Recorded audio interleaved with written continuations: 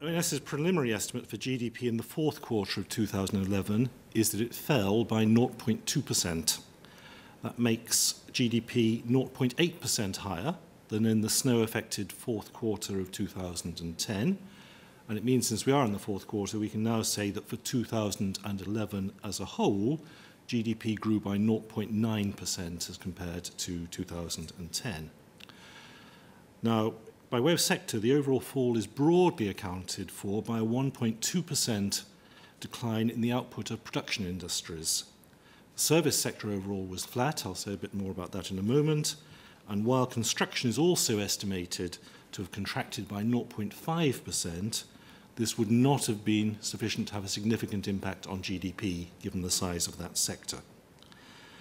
Within the production sector, the main effects on GDP came from a fall in manufacturing output of 0.9% and from a fall in electricity and gas output of 4.1%. Each of these accounted for falls of around 0.1% in GDP, making the 0.2% fall overall. As for the service sector, as I mentioned, this sector was flat overall, but that hides some offsetting movements.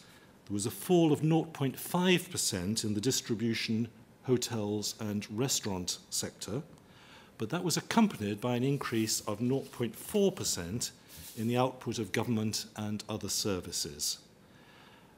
Those movements are both, in those two sectors, are both equivalent to around 0.1% of GDP, but they offset, and hence the overall flat picture for services as a whole. I should just say that, as always at this stage, these estimates are preliminary ones, and they're liable to revision as more data becomes available. The margins of error for these preliminary estimates are of the order of plus or minus 0.2 percentage points.